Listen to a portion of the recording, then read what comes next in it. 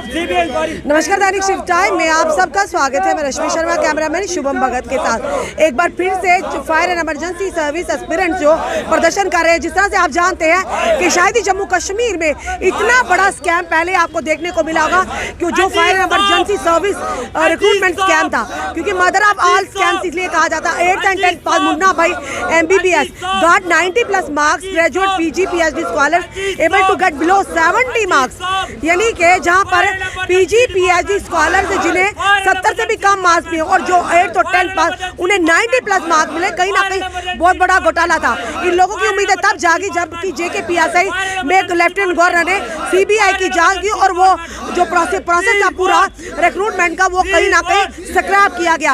और जब इनकी उम्मीद जागी, इन्होंने भारतीय जनता पार्टी के रविंद्र रैना प्रदेश अध्यक्ष से संपर्क किया। उसके चलते कमेटी ने उन्हें जो प्रदेश अध्यक्ष ने अभिनव शर्मा जो भारतीय जनता पार्टी के स्पोक्स पर्सन थे, उन तक ये बच्चे संपर्क में आए। उन्होंने पूरी तरह से इस बात का खुलासा किया तथ्यों के साथ कि आखिर किस तरह से fire and emergency service recruitment में कितना बड़ा घोटाला हुआ है। यानी जिसे ये कहेंगे अगर इतिहास में सबसे बड़ा जम्मू कश्मीर का अगर कोई घोटाला होगा तो फायर एंड इमरजेंसी सर्विस का, जिसमें पहली बार इतिहास में संडे के दिन ज्वाइनिंग करवाएगी, ऑफिशियल ज्वाइनिंग करवाएगी। तो चलिए बात करते हैं। आज फिर से ये यहाँ पर आए हैं LG मनोज सिन्हा ने एक हफ्ते का टाइम दिया था, क्या कहना जी, क्या कहना आज आपका? जी मैम, हम श्रीनगर से यहाँ पे मुख्तलिफ डिस्ट्रिक्टों से रिप्रेजेंटेटिव यहाँ पे आए हैं, क्योंकि कुछ ही दिनों में हमारी जो मीटिंग हुई थी वो LG मनोज सिन्हा साहब से हुई है रिसेंटली। उसने कहा कि ये बहुत बड़ा भ्रष्टाचार है। 3 महीनों से मैंने इस पर एक इन्वेस्टिगेशन बिठाई है। अब जो फैमिली स्कैम है वो मेरे पास पहुँच गया है। अब ये जो कमेटी इस पर रिपोर्ट मुझे सबमिट करेगी, उसी वक्त मैं इस लिस्ट को स्क्रैप कर दूँगा। हम डिप्रेशन के शिकार हो चुके हैं। हम श्रीनगर से जम्मू आ गए, हमें कोई शौक़ नहीं है यहाँ आने का। हमारा खर्चा भी ज़ाया हो रहा है। ये किसी पॉलिटिक्स के जेब से नहीं निकलते, गरीब की जेबों से पैसे निकलते हैं। खासकर अभिनव शर्मा जो एडवोकेट इस पे लगा हुआ है, रविंद्र रैना साहब ने उसको चुना है इस काम के लिए। अभिनव शर्मा ये काम कर रहे हैं, ग्राउंड लेवल पे वो काम कर रहा है। वो बिग डिग्निटरी है, ऑनेस्ट पर्सनैलिटी है अभिनव शर्मा। अगर ऐसे लोग बीजेपी में रहेंगे तो बीजेपी को सब लोग फेवर करेंगे, क्योंकि अभिनव शर्मा बहुत एक ऑनेस्ट पर्सनैलिटी है। क्योंकि उसने पहले से लेकर आज तक ये मुद्दा उठाया है, क्योंकि वो कानून जानता है अभिनव शर्मा। हम उसके बहुत बड़े शुक्रगुजार हैं। पूरे जम्मू कश्मीर के यूथ अभिनव शर्मा के फैन बन चुके हैं, चाहे वो PSI के लड़के हैं, चाहे वो FAA के लड़के हैं, चाहे फायर एंड इमरजेंसी के लड़के हैं। 8 साल से लगातार आप इंसाफ की गुहार, CBI की जांच की मांग कर रहे हैं, पर कहीं ना कहीं आप मायूस होकर बैठ गए थे घरों में। अब उम्मीद आपकी जागी और लेफ्टिनेंट गवर्नर से भी आपका मिलना हुआ है। अभिनव शर्मा जी एडवोकेट जो हैं भारतीय जनता पार्टी की स्पोक्स पर्सन, उन्होंने पूरी तरह से खुलासा किया कहां पर स्कैम हुआ और किस तरह से स्कैम को यहां पर अंजाम दिया गया। अब लेफ्टिनेंट गवर्नर जो 1 हफ्ते का टाइम दिया था वो खत्म हो गया क्या? बिल्कुल, 1 हफ्ते का टाइम वो खत्म हो चुका है। अब दूसरा हफ्ता स्टार्ट होने वाला है।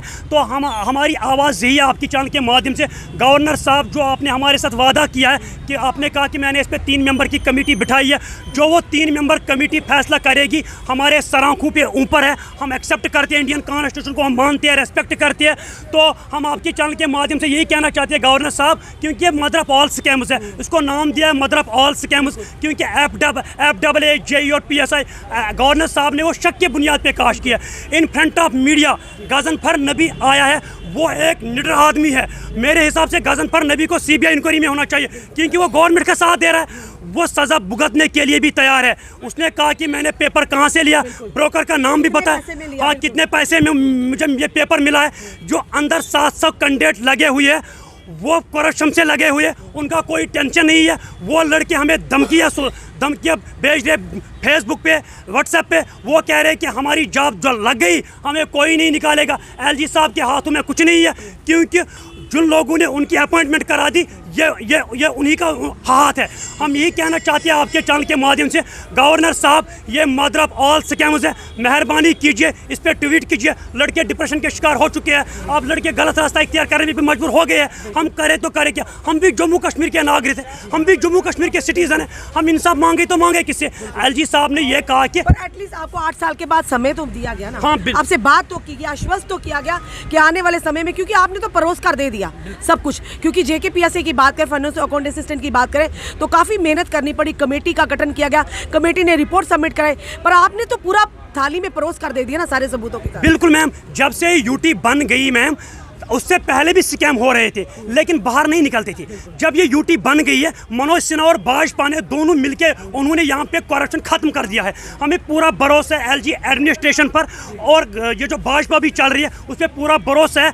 जिस तरह उन्होंने FAA लिस्ट स्क्रैप किया है, ये मदरा फॉल स्कैम ये भी होना चाहिए स्क्रैप। प्रेशर आप सबके ऊपर, जिस तरह से आप सामने आ रहे हैं, घोटालाकारियों को सामने लाने की बात कर रहे हैं, सीबीआई की जांच की मांग कर रहे हैं, आप लोगों पर कितना प्रेशर है इस समय? बिल्कुल जबरदस्त प्रेशर है हमारे ऊपर। हमने 95% काम कर दिया है खुद ही। मैं गवर्नर साहब ने भी एक्सेप्ट किया कि फैमिली स्कैम जो बड़गाम का है, एक ही बाप के 5 बेटे लगे हुए, एक ही बाप के 40 लगे हुए, वो तो मेरे पास पहुंच गया। जो मैंने इस पे 3 मेंबर की कमेटी बिठाई है, अब वो रिपोर्ट सबमिट करेंगी, उसके बाद मैं इसको स्क्रैप कर दूंगा। उसके बाद सीबीआई इंक्वायरी इस पे बैठेगी। जिन लोगों ने भ्रष्टाचार किया, करप्शन किया, वो सलाह के पीछे होना चाहिए। यह गवर्नर साहब ने खुद कहा है। तो हमें आपके चैनल के माध्यम से गवर्नर साहब को हम यही कहना चाहते हैं कि मोहब्बाना गुजारिश करती है, मेहरबानी बराई करम आप इस पर ट्वीट कीजिए, हकदारों का हक मिले, मेट्रो जो कैंडिडेट है उनका अपना हक मिले। अगर उन्होंने ट्वीट नहीं किया तो हम श्रीनगर से जम्मू जंतर मंतर जाएंगे। और ये भ्रष्टाचार, और ये जो भ्रष्टाचार जम्मू कश्मीर में रखा है, जम्मू कश्मीर के यूथ को परेशान किया है, अब हम हार मान वालों में से नहीं है। जब तक हमें इंसाफ नहीं मिलेगा ये प्रोटेस्ट टिल डेथ तक जारी रहेगा। और हमें गवर्नर साहब पे पूरा भरोसा है। रविंद्र रैना ने भी खुद कहा ये तो बहुत बड़ा भ्रष्टाचार है, खासकर अभिनव शर्मा ने भी कहा ये बहुत बड़ा भ्रष्टाचार है। हर कोई जम्मू कश्मीर का बच्चा जानता है ये मदर ऑफ ऑल स्कैम्स है। लेकिन बदकिस्मती की वजह से इसमें कुछ ब्यूरोक्रेट्स है जो इसको दबा रहे हैं। एलजी साहब ने खुद कहा कि मेरे संज्ञान में पहली दफा है। अगर हमने 2020 से आज तक करीबन 50 प्रोटेस्ट किए, एलजी साहब ने क्यों नहीं सुना है? ये तो ब्यूरोक्रेट का हाथ है। मे भी वो ब्यूरोक्रेट्स भी इसी घोटाले में शामिल। बिल्कुल, संतरी से लेकर मंत्री तक, फायर सेफ्टी पर सारे इन्वॉल्व है। हम आपके चैनल के माध्यम से यही कहना चाहते हैं कि मेहरबानी बराई करम एलजी साहब जल्द अज जल्द ट्वीट कीजिए, हकदारों का अपना हक मिले, यही कहना चाहते हैं। क्या कहोगे, जिस तरह लेफ्टिनेंट गवर्नर साहब ने आश्वस्त किया, कहीं ना कहीं उन घोटालाकारियों की तो नींदें उड़ गई होंगी? नहीं, ये वो है, आपने एक शेर सुना है कि चोरों ने चोरों से कहा है सच बोलो, सरकारी ऐलान हुआ है सच बोलो, घर में चोरों की एक मंडी है, दरवाजे पे लिखा है सच बोलो। ये वही वाली बात है। अब क्या करें, फिर किसको बता सकते हैं? पर चलिए 8 साल के बाद ही कम से कम आपको होप तो है, होप तो हमें बहुत महोदय ने जिस तरह से JKPSC की बात करें, फन एंड घोटालाकारियों पर शिकंजा कसना शुरू कर दिया। आप भी तो मायूसी की कगार पर हैं। एक उम्मीद आपकी जागी, आप बाहर आए हैं और एलजी साहब से मिले हैं, एडवोकेट अभिनव शर्मा इसको इनिशिएट ले लें, रविंद्र रैना ने भी कह दिया कि बहुत बड़ा घोटाला। तो क्या लगता है कितनी जल्दी आप लोगों को खुशखबरी मिलने वाली है?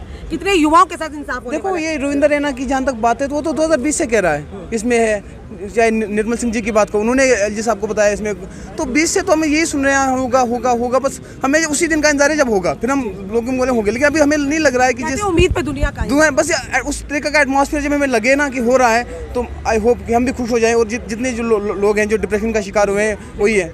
आपको पता है, एक गाने वाला था, क्या था, गाने वाला था, वो राजा के दरबार में गया, वो अच्छा गाने लगा। राजा ने कहा इसको हीरे दे दो, इसको मोती दे दो, इसको ये दे दो। वो खुश हो गया। वो घर जाके बोलने का अपनी बीवी को, मुझे राजा ने आज हीरे दिए, ज्वारा दिए, ये दिया, 10 दिन हो गए, दिया कुछ नहीं। वो राजा को पास गया, बोलता यार आपने तो बोला था मैं दूंगा, तो आपने दिया नहीं। बोला तूने गाना गाया, तूने मेरे कान को खुश किया, मैंने तेरे कान को खुश किया। लेन देन की बात कहाँ से शुरू हुई? तो ये वही लग रहा है, जब तक ना हमारे कुछ हमारे सामने आएगा तब तक। जहाँ पर फाइनेंस और कोर्ट सिस्टर की बात करें, JKPSC की उम्मीद तो होगी, होप तो है, होप तो पूरी है। चलिए उम्मीद करते हैं लेफ्टिनेंट गवर्नर आपकी उम्मीद पर खरा उतरे, जो उम्मीद आपने उनसे जताई है। धन्यवाद। ये थे हमारे साथ जज fire and emergency services aspirant, जो फिर से एक बार उम्मीद लेकर आए हैं, क्योंकि लेफ्टिनेंट गवर्नर मनोज सिन्हा ने इनकी उम्मीद को जगाया है और आश्वस्त किया है कि आने वाले समय में तथ्यों के आधार पर जरूर इस पर संज्ञान लेगा और जल्द से जल्द खुशखबरी आएगी। क्योंकि कई सारे युवाओं का जो भविष्य है वो पीक पर है और बड़ी हिम्मत दिखाई इन युवाओं ने कि 8 साल लग गए इनको यहाँ पहुँचते हुए। लगातार इनकी आवाज़ भी दबाई गई, इन लोगों ने मायूसी भी इनके हाथ लगी। पर जब जो ही JKPSC रिक्रूटमेंट स्कैम सामने आया, LG महोदय ने CBI की जांच का आदेश दिया, उसी के चलते इन लोगों की उम्मीद भी जगी और ये तब से लगातार प्रयास कर रहे हैं और LG महोदय से गुहार लगा रहे हैं कि कुछ भी हो, नौकरी मिले ना मिले बात की बात है, पर इसमें जिन लोगों ने घोटाला किया, जिन लोगों ने कई हजारों युवाओं के भविष्य के साथ खिलवाड़ किया, एटलीस्ट उन्हें तो एक्सपोज करना चाहिए। वो लोग तो सामने आने चाहिए ताकि आने वाले समय में कई और युवा के साथ इस तरह का उनके भविष्य के साथ खिलवाड़ ना कर पाए। अब देखना ये है, LG महोदय ने इन्हें आश्वस्त तो किया है, कितनी जल्दी इस पर भी CBI की जांच की मांग की जो आदेश देते हैं। अपने कमेंट, अपने सुझाव हमें जरूर दीजिए। इस वीडियो को जितना हो सके शेयर कीजिए। जुड़े रहिए हमारे साथ अगले अपडेट के लिए। जय हिंद, जय भारत।